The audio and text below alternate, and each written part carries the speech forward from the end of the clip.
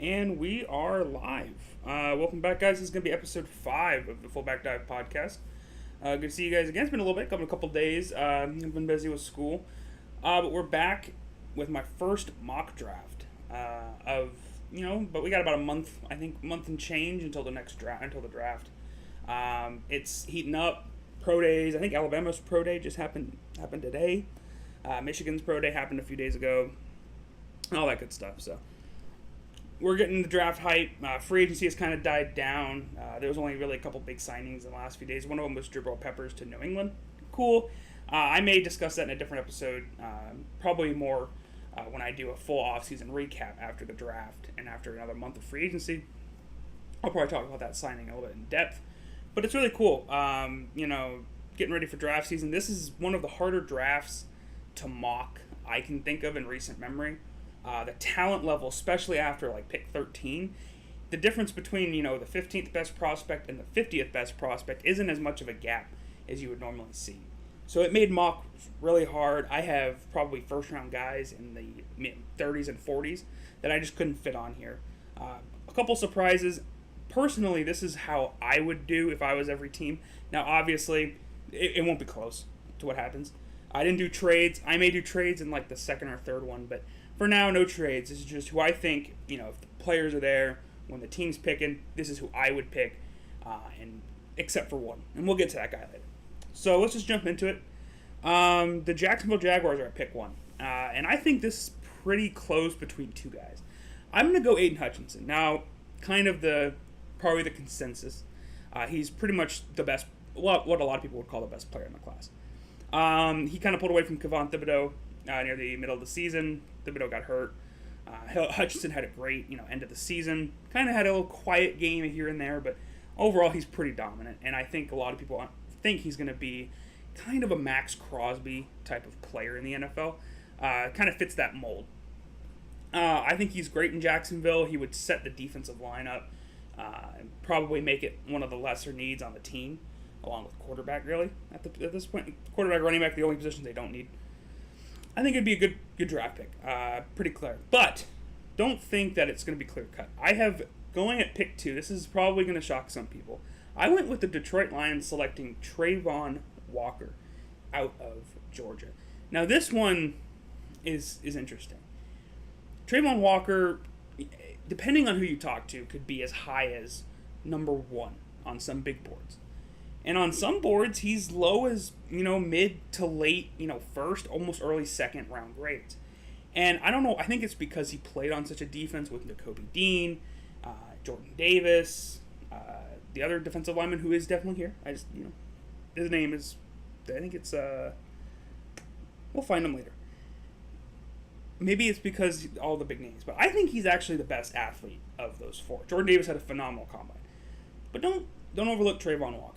He has the athleticism to be picked in the top 5. I think the Lions want to get stronger in the trenches. They let go of Trey Flowers, so there's a hole at edge. He would fill that immediately. He can also play over the line if you need him to. I don't think it's ideal. He doesn't have the size to do that consistency. But he's a guy that no matter where you put him on the defense, it's an upgrade, especially for Detroit. Pair him with Romeo Okwara. You have a pretty good pass rush duo there. I think it's good. I don't think they'll go offensive line, pick 2 here, and I don't think Kyle Hamilton will really fit in Detroit, personally. Pick 3, I went Evan Neal. Now, there's a lot of tackle disputes. I haven't watched too much of the tackles. I've watched kind of a few games of each guy. Evan Neal, he's good. Alabama guy, doesn't allow a lot of sacks. He can play both right. He can play both sides, left and right. So if Houston wants to slide him to the right and then eventually get him to the left or vice versa, he can do that. He's, in my opinion, the best tackle in the class, and he's one of the better players, I think, in the class. Him to Texans. Texans need to get talent. I don't think they're going to go quarterback. They pretty much said they're going to, go with Davis Mills this year, see if he can be the guy, and if he can't, go get a quarterback next year. Pretty good thought process. I'm going to go Evan Neal, protect whoever you got back there at quarterback, and it's a good first pick for Houston. Pick 4. Now, I did 3 versions of this mock before I decided which one to record. This one, Kyle Hamilton was one of the hard players, but I eventually got him to the Jets at number 4. Now, big safety out of Notre Dame. There's some speed concerns. Didn't test extremely fast at the combine, and he was a little underwhelming at his pro day. I think he ran a 4.7 at his pro day versus a 4.59 at the combine. I understand speed isn't everything, and that's going to hurt his stock a little bit.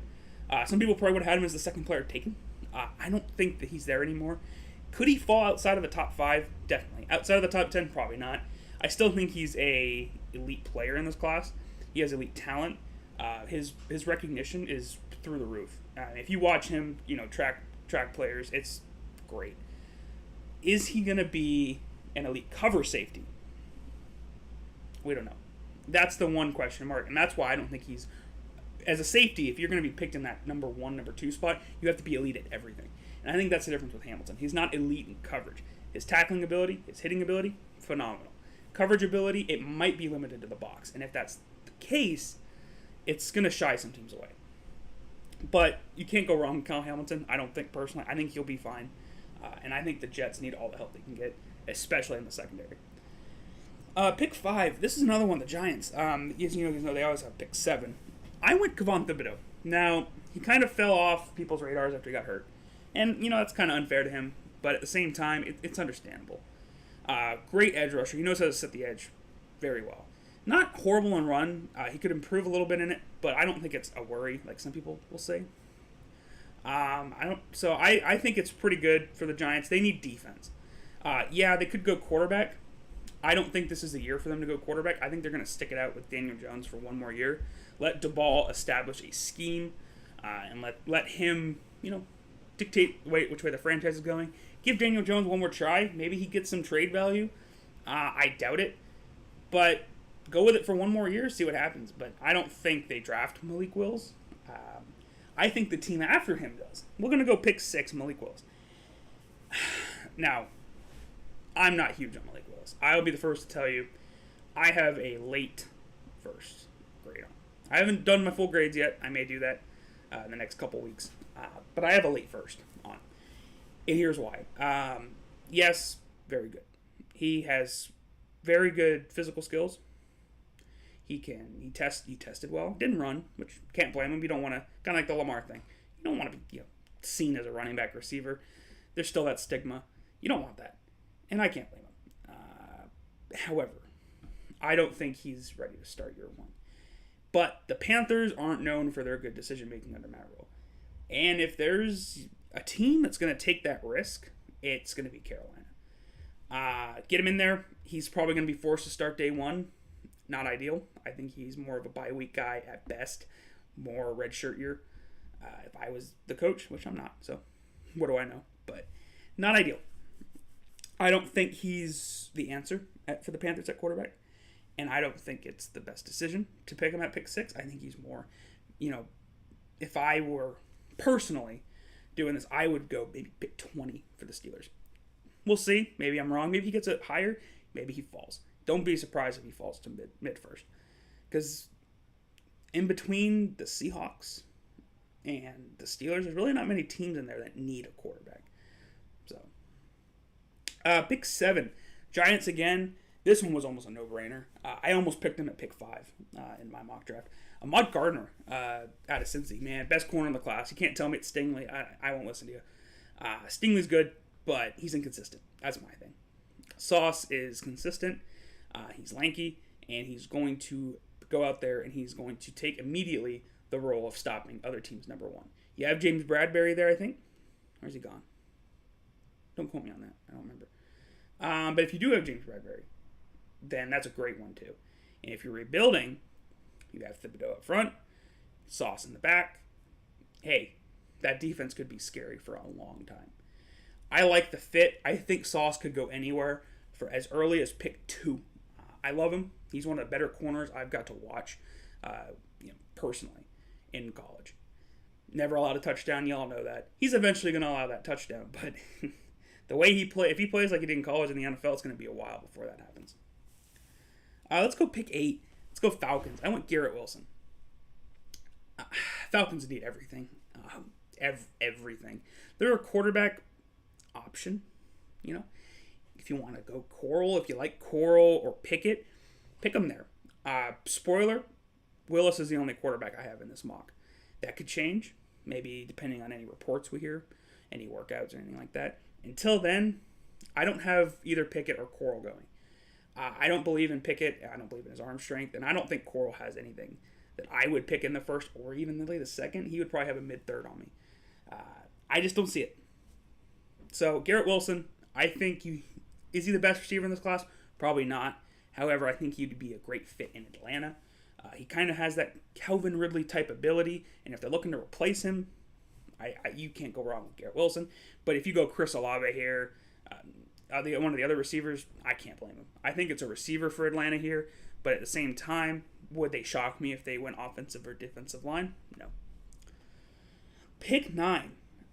As you guys know, I've only said one tackle. I said it was a good tackle class. Well, I'm going to fix that.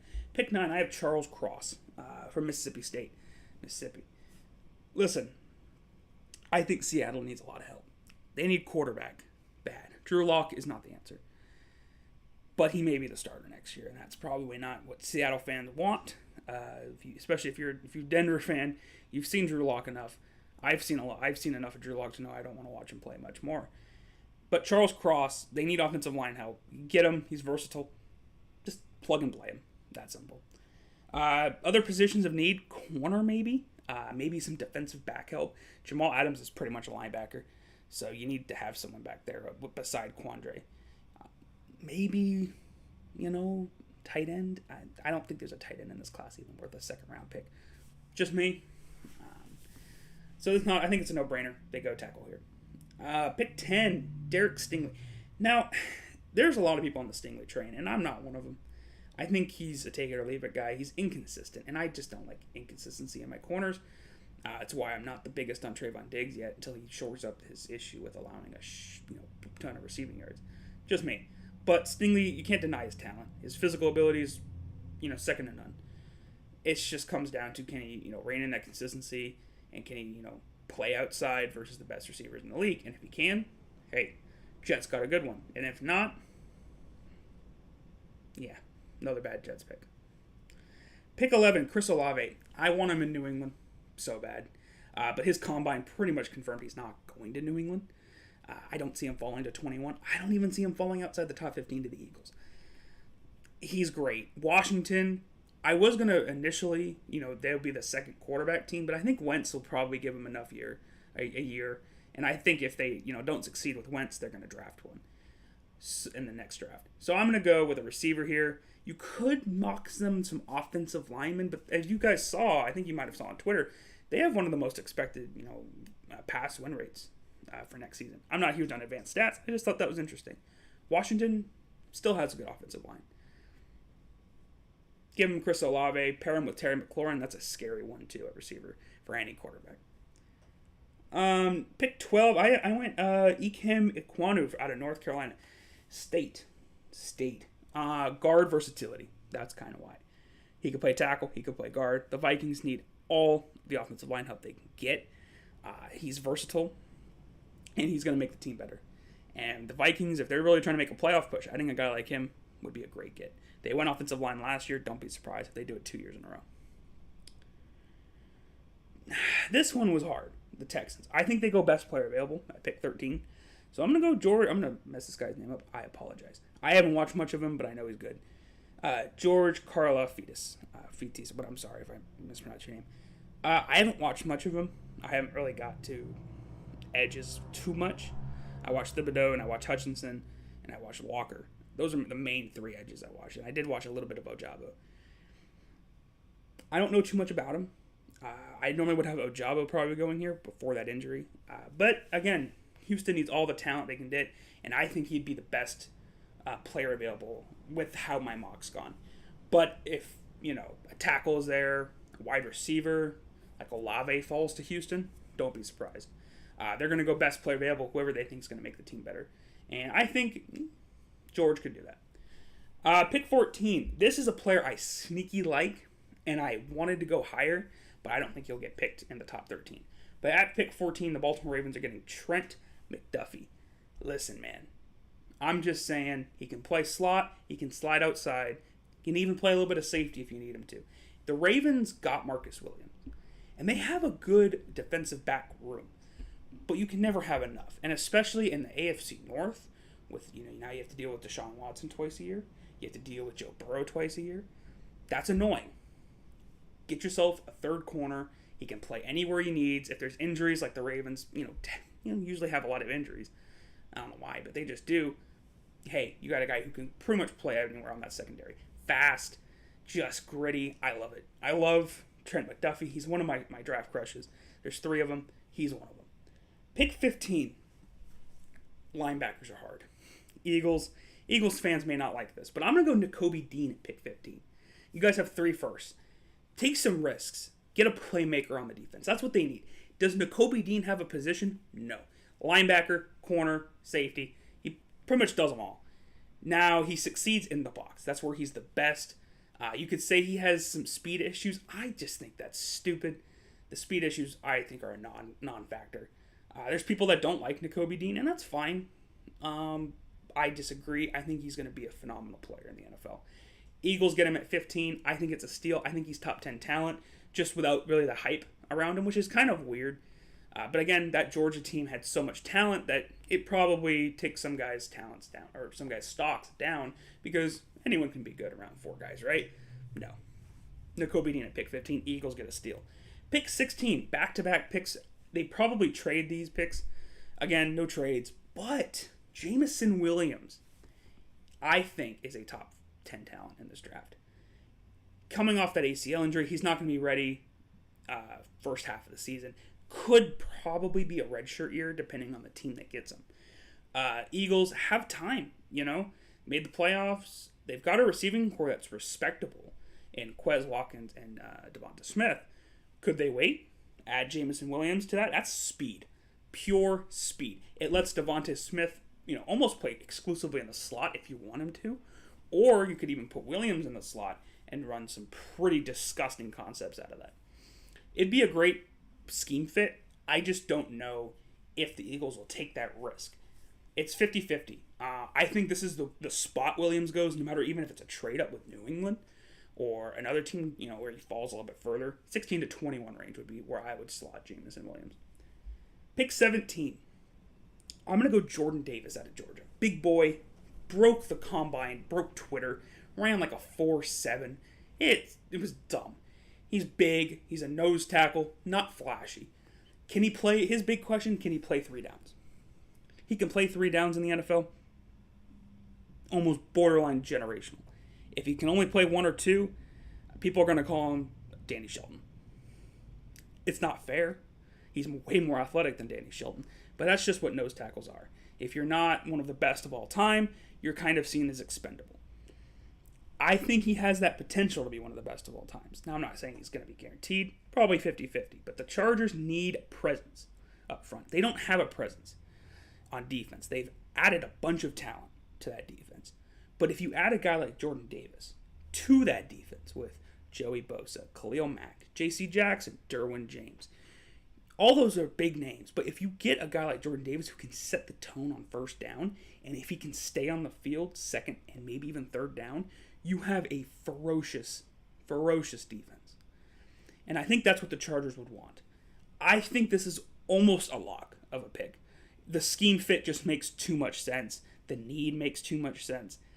I would love it. You can pair him with Jerry Tillery if you still believe in him. I don't. But if you really believe in Jerry Tillery, you can pair them together and have a great 1-2 punch in the inside. Jordan Davis at pick 17 is almost a lock to me. Pick 18. One of the players who I just don't like, but he's going to be picked in the first because of his production. Drake London out of a wide receiver at USC. I'm not high on him. The Saints are going to get him in this mock. I think it's a fit, not a great fit. I don't like it, personally, but he's going to be a first, and I've accepted that. And if you have to pick him somewhere in this first round, the Saints make the most sense. They have Michael Thomas. They have Marquez Callaway. Drake London's a pure outside guy. He doesn't play the slot. So Michael Thomas would come inside, play slot. Marquez Callaway would be your outside number 1. Drake London would be your outside number 2. Pretty good receiving core for Andy Dalton, Jameis Winston. Not bad. I'm not huge on him personally. If I do my draft grades, he's probably gonna have a mid-second grade, even maybe a low second, which is pretty low. Some people have him top 10. I don't see it. Let's go pick 19. Let's go the Eagles with their last first-round pick. I'm gonna go Jermaine Johnson, the edge out of Florida State. Again, another guy I haven't watched too much tape of. I watched his 2021 stuff. Not bad. 2022, I didn't watch it. But he is, again, Eagles need pass rush. Get another pass rusher. Pair him with Hassan Reddick. Let him eat. Really that simple. But another, position they could go here, you could argue interior offensive lineman, maybe Tyler Linderbaum, let him sit behind Kelsey for a year. Wouldn't be a bad idea. 20, Bernard Raymond? Yeah, out of Central Michigan, that's how you say it. I've only watched this much of him, but he is mean. I like it. Steelers need offensive line. Help Najee, man. That's really what it is. Could they go quarterback? Absolutely. And if they like Coral, Howell, Pickett, this would be the spot to get him. I think if they really like Willis, they're going to have to trade up. But if they're happy with those guys and they think they can make playoffs with one of those guys, hey, if you think you can make playoffs with Mitchell Trubisky, you can probably make it with those guys. Sorry. Hey, pick 20. There's going to be quarterbacks left. Go get them. Pick 21, the New England Patriots. This is pretty easy with how the mock's gone. I would love to do wide receivers, but the only receiver left on my board that I think have a first-round grade are Traylon Burks and John Mechie. And I think Mechie is going to be there in the second. So let's go get Kaiir Elam out of Florida. I have watched a lot of Kaiir Elam, and I'm not proud to say that. I think he's perfect in New England. We have Jonathan Jones in the slot. We have, now Jabril Peppers, who can play slot. Go get you a guy, Elam, outside corner. He's going to shut down one side of the field. Can he do that at the NFL level? That's really the only question. Can he do it at the NFL level? I think he can. I would love him in New England. I have a mid-first grade on him. I think almost you could even say like 13 to 14. He should be picked. But, again, very minimal hype on him.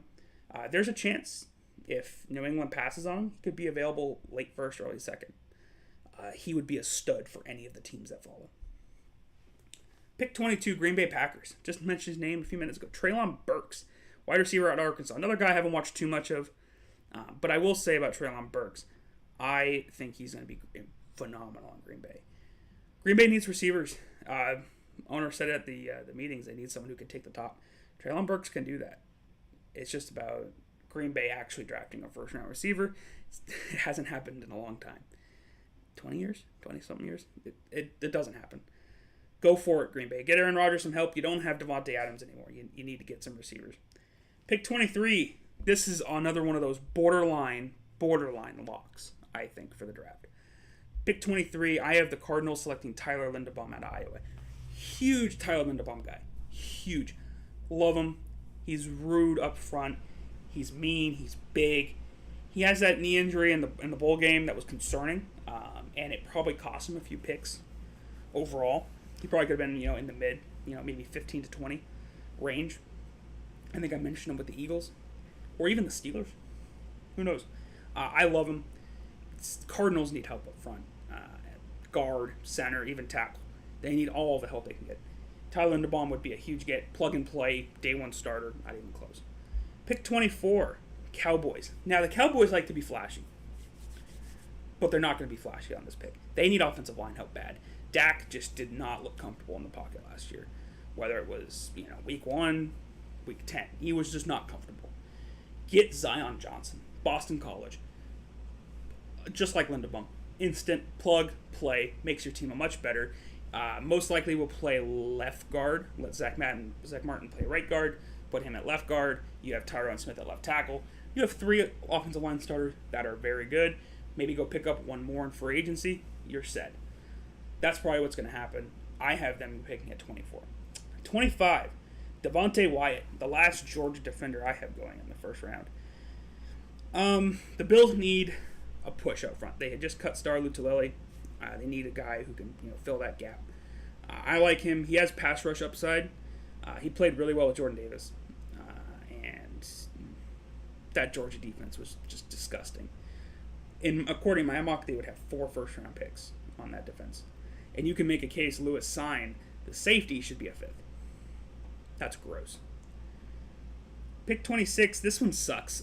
David Ojabo. I think personally, there's a chance he could fall out of the first. It would suck. I think he's probably the third or fourth best edge in this class. I think he's better than George, and I think he's better than Jermaine Johnson, personally. He's explosive. Hopefully that